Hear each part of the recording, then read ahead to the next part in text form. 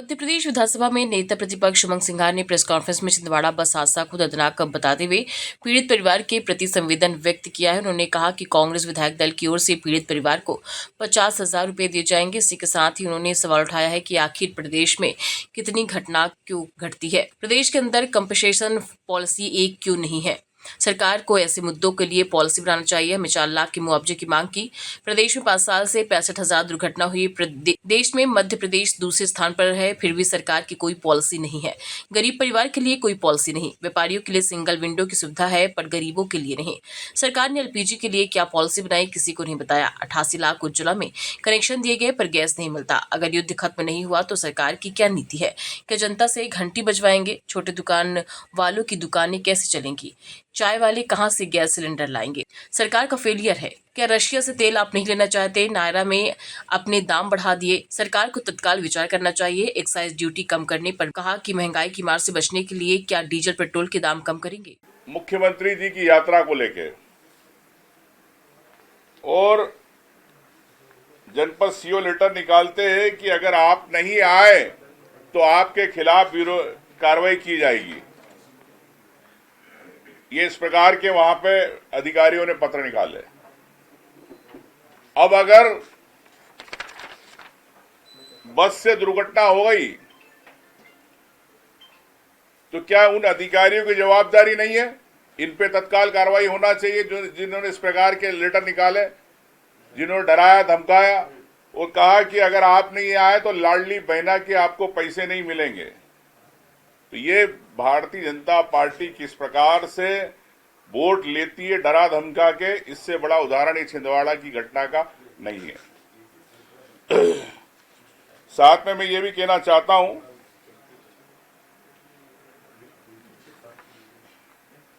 कि सरकार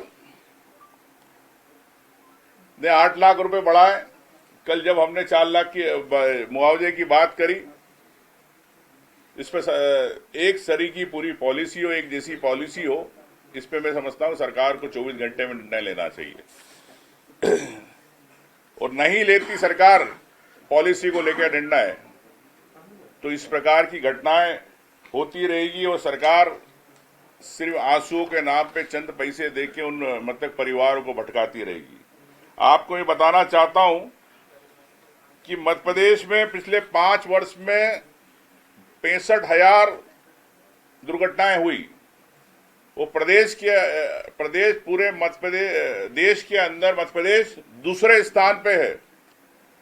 2024 में 14,791 मौतें हुई दुर्घटना में।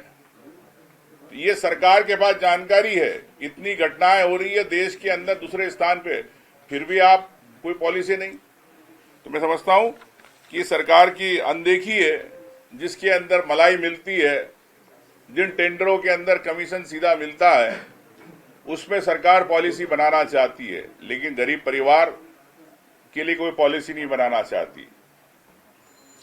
और ये भी कहना चाहता हूं कि व्यापारियों के लिए सिंगल विंडो बन जाती है कि आपको सिंगल विंडो में सब सुविधाएं मिल जाएगी, जमीन मिल जाएगी, लेकिन गरीब परिवार, मृतक परिवार के लिए कोई सिंगल विंडो नहीं है मध्य प्रदेश के अंदर। क्या सरकार ऐसी घटनाओं के लिए क्या सिंगल विंडो 24 घंटे के लिए बनाएगी कि क्या सिर्फ व्यापारियों के लिए बनाएगी? ये भी स्पष्ट करना चाहिए सरकार को। साथ में पूरे प्रदेश में, देश में जिस प्रकार से अफरा तफरी चल रही है, और प्रधानमंत्री जी का एक बयान आ गया कि कोरोना जैसे हालात हो सकते हैं, तैयार रहे देश। घंटी बजाए, थाली बजाए, घंटी और थाली बजाने के लिए प्रधानमंत्री जी सबको तैयार कर रहे हैं। लेकिन आप व्यापारियों के लिए तो रास्ता खोलते हो, कोयला व्यापारी बड़ी बड़ी खदानें दे देते हो,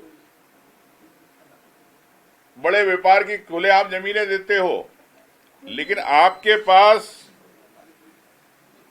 एलपीजी, गैस, इसके लिए क्या आपने अल्टरनेट पॉलिसी बनाई थी और क्या रिजर्व रखे थे? आज तक सरकार ने देश को नहीं बताया। तो केंद्र सरकार का सीधे सीधे फेल्यूर है। देश में 33 करोड़ के करीब आसपास गैस कनेक्शन है और मध्य प्रदेश में 1,75,00,000 कनेक्शन है और उसमें से जो बीच में एक पोस्टर आया था चुनाव के पहले उज्ज्वला योजना का,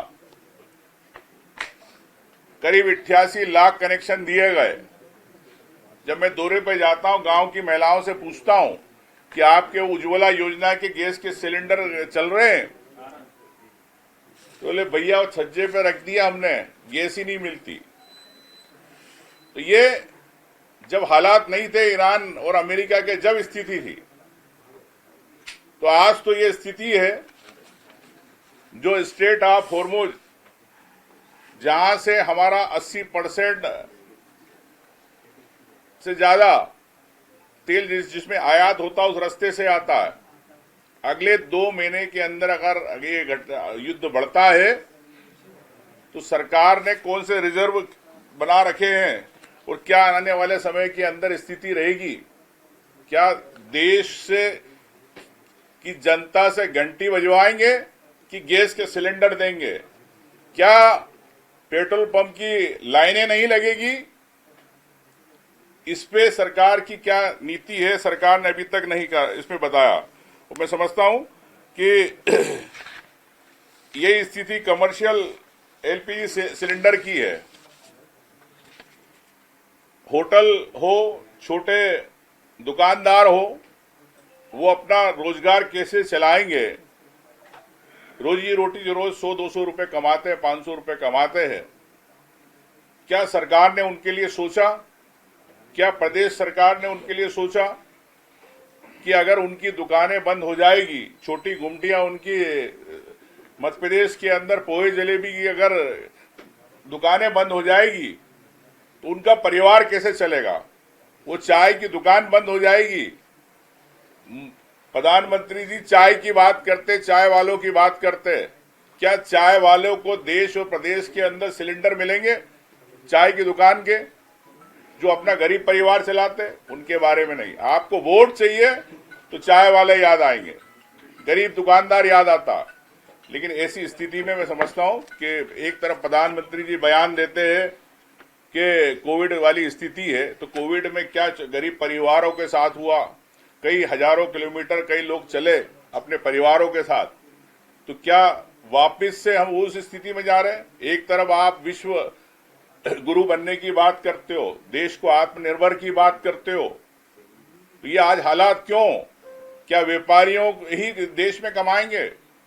क्या आम जनता को जो आप टैक्स के रूप में लाखों करोड़ों रुपए लेते हो, क्या उसका फायदा नहीं मिलेगा?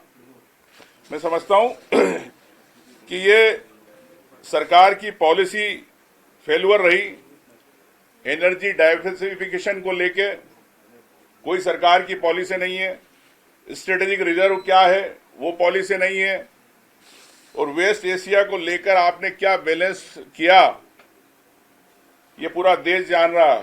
क्या आपने प्रोटेक्टिव डिप्लोमेसी की? क्या आपकी एक रणनीति थी?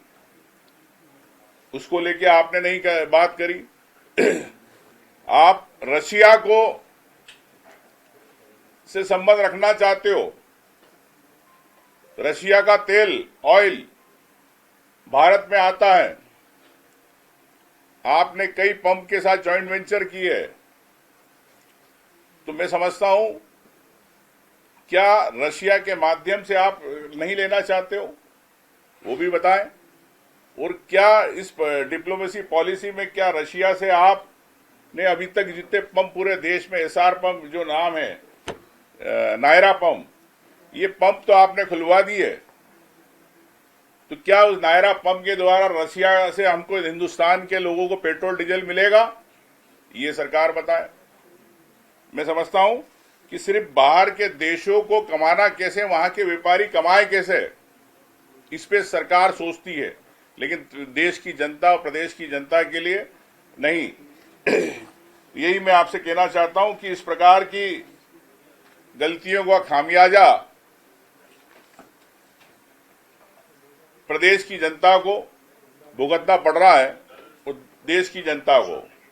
तो मैं यही कहता हूं कि सरकार को तत्काल इन सब बिंदुओं पर विचार करना चाहिए। सर महंगाई बढ़ सकती है